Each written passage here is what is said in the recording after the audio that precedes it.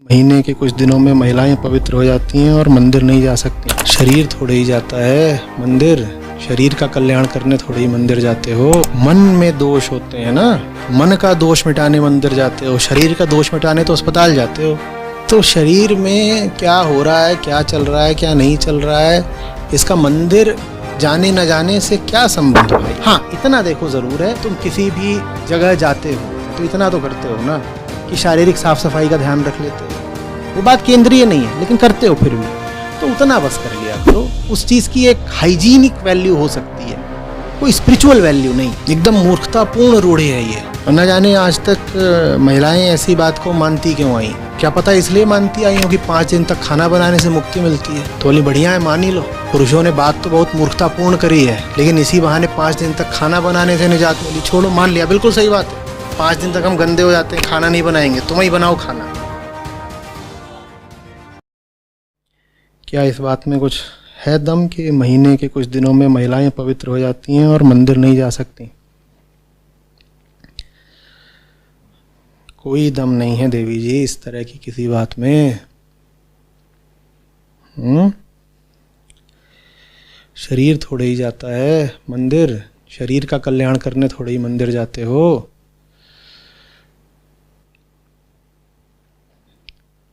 मन में दोष होते हैं ना, मन का दोष मिटाने मंदिर जाते हो, शरीर का दोष मिटाने तो अस्पताल जाते हो। शरीर में अगर कोई विकार है तो उसको ठीक करने कहाँ जाते हो? अस्पताल जाते हो। मंदिर तो मन का विकार करने ठीक जाते हो। तो शरीर में क्या हो रहा है, क्या चल रहा है, क्या नहीं चल रहा है, इसका मंदिर जाने न जाने से क्या संबंध भाई। एकदम 1% भी कोई संबंध नहीं। एकदम मूर्खतापूर्ण रूढ़ी है ये। न जाने आज तक महिलाएं ऐसी बात को मानती क्यों आई कि 4 दिन 5 दिन कहीं नहीं जाना है, मंदिर नहीं जाना है, रसोई नहीं जाना है। क्या पता इसलिए मानती आई हो कि 5 दिन तक खाना बनाने से मुक्ति मिलती है। तो बोली बढ़िया है, मान ही लो। पुरुषों ने बात तो बहुत मूर्खतापूर्ण करी है, लेकिन इसी बहाने 5 दिन तक खाना बनाने से निजात मिली। छोड़ो, मान लिया, बिल्कुल सही बात है। 5 दिन तक हम गंदे हो जाते हैं, खाना नहीं बनाएंगे, तुम ही बनाओ खाना। खैर ये तो मजाक की बात हुई, लेकिन ये बात मजाक से आगे बड़े खेद की है। कैसे आप ऐसी बातें मान सकते हो और अपनी बेटियों पर ऐसी बातें लाद सकते हो? फिर इसके बाद जब आपकी बेटियां धर्म के ही खिलाफ हो जाती हैं तो आपको बड़ा ताज्जुब और अफसोस होता है। आप कहते हो अरे देखो आजकल की जो पीढ़ी है वो धर्म को मानती ही नहीं। तुम धर्म के नाम पर इस तरह की फिजूल बातें करोगे अपनी बेटियों से, उसके बाद ये उम्मीद करोगे कि तुम्हारी बेटियां धर्म को सम्मान देंगी? और फिर न जाने कौन से तुम गुरुजी का वीडियो दिखा देते हो बेटियों को। आजकल ये एक नए तरीके का धंधा चल निकला है कि पुरानी जो भी सड़ी गली प्रथाएं चल रही हों उनको कोई भी फालतू का कुतर्क दे करके सही साबित करना। और अगर वो जो तुम कुतर्क दे रहे हो उसमें 2-4 तुम साइंटिफिक किस्म की बातें बोल दो तो ऐसा लगता है कि देखो बिल्कुल एकदम सही साबित कर दिया कि हमारी तो जो पुरातन परंपराएं हैं वो बिल्कुल श्रेष्ठ ही थी। और लोग एकदम ऐसे फूल के कुप्पा हो जाते हैं, छाती चौड़ जाती, कहते देखा हमारी संस्कृति में तो जो कुछ है उससे ऊंचा तो कुछ हो ही नहीं सकता। अरे जहां से ये परंपराएं आ रही हैं वो लोग महावैज्ञानिक थे। जो तुम्हारे देश के असली वैज्ञानिक थे उनका तुमको किसी का नाम नहीं पता होगा। मैं प्राचीन भारत की बात कर रहा हूं। मैं तुमसे पूछूं आर्यभट्ट का नाम पता है, तुम्हें नहीं पता होगा। मैं तुमसे पूछूं तुम्हें सुश्रुत का नाम पता है, तुम्हें नहीं पता होगा। जो असली वैज्ञानिक थे। लेकिन प्राचीन भारत के नाम पर तुमको इस तरह की मूढ़ताओं का पता है और तुम इनको आज साइंटिफिक सिद्ध करने पर तुले रहते हो। और इसको करने के लिए तुमको कुछ सूडो साइंस वाले गुरुजी भी मिल जाते हैं, वो भी लगे हाँ हाँ बिल्कुल ठीक है, एकदम सही है। प्राचीन भारत का जो वास्तविक गौरव था उसका तुम्हें कोई ज्ञान नहीं है। दर्शन शास्त्र में कौन से प्राचीन भारतीय श्रेष्ठ दार्शनिक थे तुम्हें नहीं पता होगा। नाट्य शास्त्र में कौन थे पूछूं तुम्हें नहीं पता होगा। साहित्यकार कौन थे तुम्हें कुछ नहीं पता। वैज्ञानिक कौन थे, गणितज्ञ कौन थे तुम्हें कुछ नहीं पता। चिकित्सा शास्त्री कौन थे तुम्हें कुछ नहीं पता।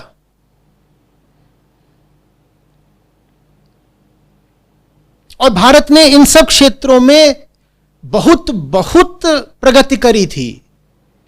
विज्ञान में भारत चरम पर था बिल्कुल।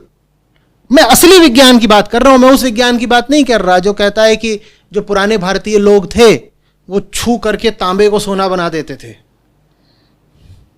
आजकल तो इसी तरह की बात चल रही है भारतीय वैज्ञानिकता के संबंध में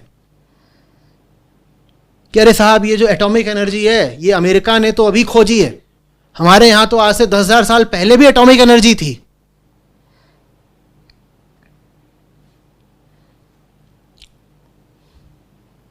एक आए सज्जन तो ये जो अमेजन की अलेक्सा है ये रखी हुई है, तो देखा कि उसको बोला जा रहा है अलेक्सा फलाना गाना बजाओ, तो गाना बजा देती है। बोले ये कोई चीज है? ये चीज तो हमारे रामायण महाभारत में बहुत पहले से मौजूद है। वहां तो जिस भी चीज को बोला जाता था कि फलाना काम करो करने लगती थी। ये तो अलेक्सा सिर्फ गाने बजा सकती है। हमारे देवता लोग तो पत्थर को बोलते थे चल उड़ के दिखा, पत्थर उड़ने लगता था। तो देखिए ये सब चीजें अमेरिका वगैरह को समझने में भी बहुत वक्त लगेगा। ये सब कुछ नहीं है, ये तो पुराना इंडियन साइंस है जो उनको अब धीरे धीरे समझ में आ रहा है। तुम यही करते रहो बेवकूफी की बातें और असली साइंस से कोई मतलब मत रखो। और मैं तुमको बता रहा हूं पुराने भारत का असली साइंस से बहुत गहरा मतलब था। भारतीय गणितज्ञों ने जो उपलब्धियां हासिल करी आप पढ़ेंगे तो दांतों तले उंगली दबा लेंगे। और मेरी बड़ी ये दुख रहता है मुझको कि आपको पुराने भारतीय गणितज्ञों के बारे में कुछ नहीं पता। आपको नहीं पता इसीलिए जमाने को भी नहीं पता है। मैं 7वीं में था तो हम लोगों को सिखाई गई थी फाइबोनाची सीरीज, वो तब बेसिक लैंग्वेज में beginners all purpose symbolic instruction code, basic एकदम जो कंप्यूटर लैंग्वेज होती है से शुरुआत की जाती है। उसमें जो शुरुआती हमें प्रोग्राम लिखने को कहा जाता था उसमें एक ये भी होता था जनरेट द फाइबोनाची सीरीज। फाइबोनाची साहब एक इटालियन, हमें पता ही नहीं था कि वो जो फाइबोनाची सीरीज है वो वास्तव में एक भारतीय द्वारा खोजी गई थी। और ये बात हम नहीं कह रहे, ये बात स्वयं फाइबोनाची ने कही हुई है, लेकिन हमें उसका नाम भी नहीं पता।